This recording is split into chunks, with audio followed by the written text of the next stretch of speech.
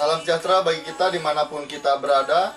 Kiranya kita hidup dipenuhi dengan keberhasilan bersama dengan Tuhan. Bapak Ibu saudara-saudari kasih Tuhan, siapa dari antara kita yang ingin hidupnya dipenuhi dengan keberhasilan? Saya pikir kita semua ingin berhasil dalam kehidupan di dunia ini. Mungkin ada yang ingin berhasil sebagai seorang pemimpin, berhasil naik jabatan, berhasil kaya raya, memiliki harta berlimpah, berhasil hidup bahagia di tengah-tengah kehidupan berkeluarga. Dan juga di tengah pandemi COVID-19 ini, kita ingin berhasil menghadapi semua pergumulan hidup yang kita hadapi sampai pada akhirnya kita diberikan perlindungan, kekuatan, kesehatan, kebahagiaan bersama-sama sampai pada akhirnya. Atau mungkin kita mempunyai pandangan lain mengenai keberhasilan hidup. Apapun keberhasilan yang kita pandang, hal itu ditentukan bagaimana cara kita untuk menanggapinya. Firman Tuhan dalam Injil Matius 23 ayat 10 menyaksikan perkataan Tuhan Yesus, "Jangan pula kamu disebut pemimpin, karena hanya satu pemimpinmu, yaitu Mesias.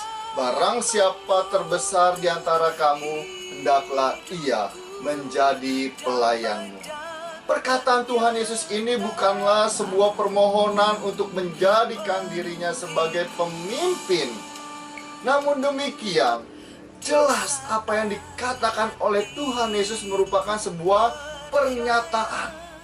Apakah kita menyadari bahwa segala peristiwa yang ada dalam hidup dan kehidupan kita ada di dalam pimpinan Tuhan Yesus Sang Mesias? Yang menarik adalah Tuhan Yesus mengatakan dengan kata Mesias. Arti harafiah Mesias adalah yang diurapi. Namun Mesias juga memiliki makna lain, yakni juru selamat. Ketika kita menyadari bahwa Tuhan Yesus sebagai pemimpin, maka Tuhan Yesuslah yang akan senantiasa menjadi penyelamat kehidupan kita semua. Ketika kita benar-benar menyadari dan menghidupi bahwa Tuhan Yesus adalah pemimpin satu-satunya hidup, kita tak akan pernah jatuh ke dalam lembah kegagalan terus-menerus. Mengapa? Karena kemanapun kita berjalan, Ia yang menjadi pemimpin keberhasilan dalam setiap perjalanan hidup kita. Meskipun demikian, Tuhan Yesus kemudian memberikan sebuah arti baru dari sebuah keberhasilan yang bisa dimaknai sebagai sebuah kehilangan. Ada kerugian, yaitu kehilangan posisi maupun harga diri, yaitu dengan menjadi pelayan. Dan jadi pertanyaan selanjutnya bagi kita adalah, bolehkah kita sebagai orang Kristen mengalami keberhasilan seperti yang disaksikan oleh dunia? Atau kita mesti seimbang? Ketika di dalam sebuah perusahaan kita menjadi seorang direktur, saat di gereja kita menjadi seorang pelayan umat, misalnya menjadi penerima tamu, menjadi pemusik, menjadi pemandu pujian, dan lain sebagainya. Sebetulnya kita tidak perlu membeda-bedakan keberhasilan hidup. Tuhan Yesus tidak pernah melarang kita untuk mendapatkan keberhasilan yang tinggi seperti yang dunia saksikan. Sebagai orang Kristen, kita justru harus menunjukkan keunggulan sebagai umat yang memperoleh anugerah Tuhan. Yang dilarang adalah menjadikan keberhasilan sebagai Tuhan dan pusat kehidupan diri sendiri.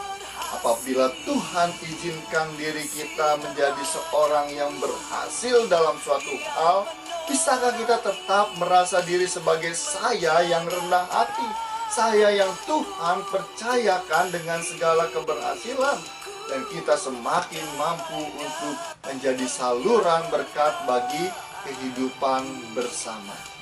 Ingatlah bahwa keberhasilan di dunia ini merupakan pemberian Tuhan semata. Tuhan bisa memberi, Tuhan bisa mengambil sesukanya. Ada banyak orang berhasil yang menjadikan keberhasilan sebagai segalanya, akan tetapi ia akan mudah putus asa dan mengalami keterpurukan hidup ketika keberhasilannya itu diambil seketika. Mari kita berhasil bersama Tuhan. Keberhasilan yang Tuhan percayakan dan Tuhan berikan untuk menjadi berkat bagi sesama yang ada di dunia ini. Keberhasilan bukanlah milik yang kita bawa sampai mati, bahkan sampai pada kekekalan hidup. Kalau kita belum mendapatkan keberhasilan, jangan marah, jangan iri hati. Tuhan memiliki waktu dan berkat-Nya tersendiri bagi kita masing-masing. Dengan hati bersyukur kepada Tuhan, nikmatilah setiap berkat yang Tuhan anugerahkan kepada kita saat ini. Usahakanlah setiap karya dan pelayanan yang Tuhan percayakan kepada kita dengan penuh cinta kasih. Yakinlah, kuasa Tuhan bekerja bersama dengan kita. Tuhan melindungi, Tuhan memberkati kita semua. Amin.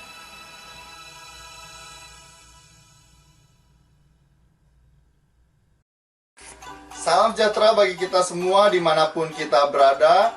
Terima kasih sudah menyaksikan video Sapaan Firman Tuhan ini. Tidak boleh ketinggalan untuk klik like ya. Berikan komentar yang membangun. Kalau belum, subscribe channel YouTube ini. Ayo sebarkan video ini kepada rekan-rekanmu supaya mereka juga menerima sapaan firman Tuhan. Sampai jumpa dalam sapaan firman Tuhan selanjutnya. Terima kasih, Tuhan melindungi dan memberkati kita semua. Amin.